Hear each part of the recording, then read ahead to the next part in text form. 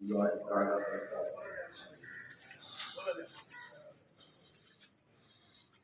الحمد لله رب العالمين، والصلاة والسلام على سيد المرسلين وعلى آله وأصحابه أجمعين. أما بعد، فقد قال الله سبحانه وتعالى في القرآن العظيم والفرقان المجيد: أعوذ بالله من الشيطان الرجيم، بسم الله الرحمن الرحيم. إن الأرض لله يورثها من يشاء من عباده. صدق الله العلي العظيم. اللهم صل على سيدنا محمد وعلى آل سيدنا محمد وبارك وسلم. கண்ணியத்துக்குரிய பெருமதிப்பிற்குரிய இந்த மதரசாவினுடைய ஷேகுல் ஜாமியா, நாயிபு ஷேகுல் ஜாமியா மற்றும் உஸ்தாத்மார்கள், மாணவர்கள் அனைவர்களுக்கும் அல்லாஹ் தஆலாவுடைய சாந்தி சமாதானம் உண்டாகட்டும். அஸ்ஸலாமு அலைக்கும் வரஹ்மத்துல்லாஹி தஆலா வபரகாத்துஹு. கண்ணியமான நண்பர்களே, இந்த குடியரசு நாள் என்பது நம்மளுடைய இந்திய நாட்டின் இந்தியர்களுக்கு ஒரு பெருநாளை போன்று இருக்கின்றது. சுதந்திர நாள், இரண்டாவது குடியரசு நாள். இந்த இரண்டு நாட்களையும் இந்தியராகிய நாம் அதை கொண்டாடி வருகிறோம். அதை நாம் பெருமிதம் கொள்கிறோம்.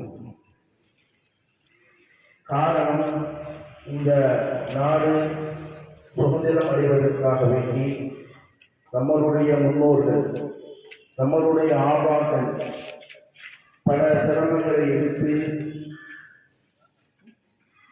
ரத்தம் சிந்தி உயிர் நீத்து பல இடங்களிலே அவர்கள் சிறையில் இருந்து இந்த நாட்டிற்கு சுதந்திரம் வாங்கிக் கொண்டார்கள்.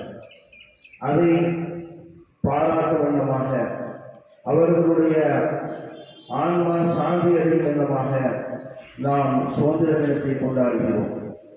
அதே போன்று இந்த நாடு இந்தியர்களால் ஆளப்பட வேண்டும் என்று எப்பொழுது சுதந்திரம் கிடைத்துவிட்டதோ அதற்கு பின்பு நாட்டிற்கு ஒரு சட்டம், நாட்டு மக்களுக்காக வேண்டி ஒரு சட்டம் உருவாக்க வேண்டும் என்பதாக உருவாக்கும்.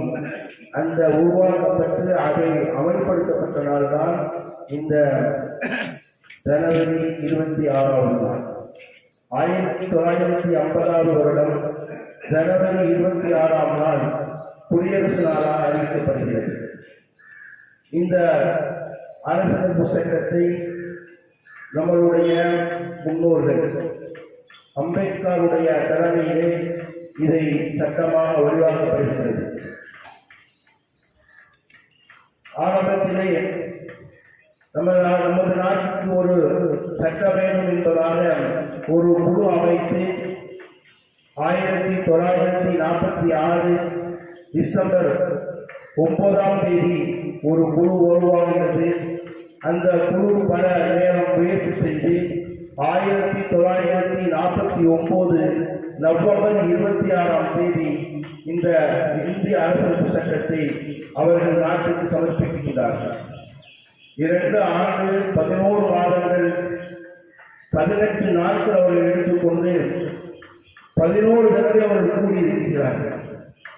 பல நாட்டினுடைய சட்டங்களை எல்லாம் ஆராய்ச்சி செய்து இந்திய நாட்டிற்கு அவர்கள் ஒரு அழகான ஒரு சட்டத்தை அவர்கள் நமக்கு வடிவமைத்து தந்தார்கள்.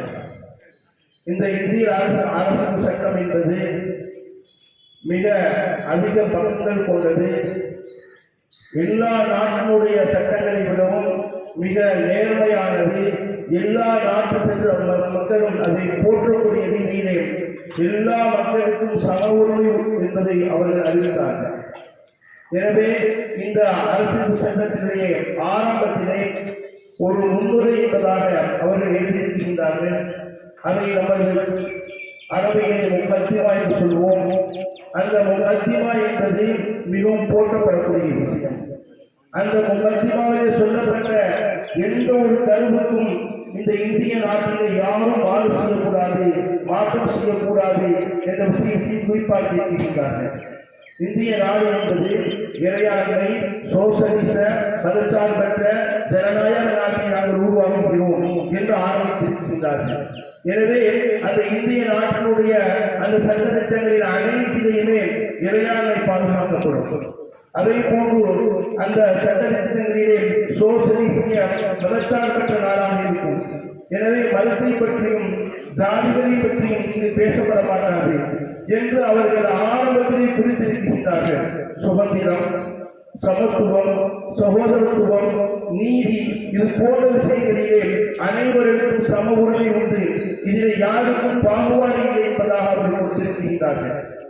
இன்றைய காலத்திலே நமது நாட்டின் பாரத பிரதமர் அவர்கள் வக்ஃபு சட்டத்தை பற்றி ஒரு இடத்திலே பேசும் பொழுது கூறியிருந்தால், வக்ஃபு சட்டம் என்பது அரசியல் சட்டத்திலே கிடையாது என்பதை அவர் சுட்டிக்காட்டியிருந்தார். இதை எங்களுடைய உஸ்தாத் ஹஜ்ரத் சையீது அர்ஷத் மதனி தாமத் பரகாத்துஹு அவரிடத்திலே கேட்கப்பட்ட பொழுது அவர்கள் சொன்னார்கள், ஒன்று நமது நாட்டினுடைய பிரதமருக்கு தெரியவில்லை அல்லது மறுக்கிறார் அர்த்தம். இந்திய அரசியல் சட்டத்திலே முழு சுதந்திரம் கொடுக்கப்பட்டிருக்கின்றது.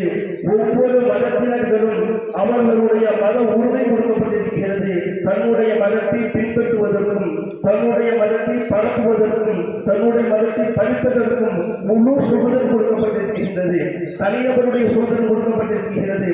இந்த சுதந்திரத்திலே கட்டப்பட்டதுதான் மத உரிமைகளிலே கட்டப்பட்டதுதான் வக்ஃபு சட்டம் என்பதை சொல்லி காட்டினார்கள். எனவே மத உரிமைகளை கட்டப்பட்டதால் வக்ஃபு சட்டம், பள்ளிவாசல் சட்டம், மதரசா சட்டம், நம்மளுடைய அனைத்து சட்டங்களும் எனவே அரசு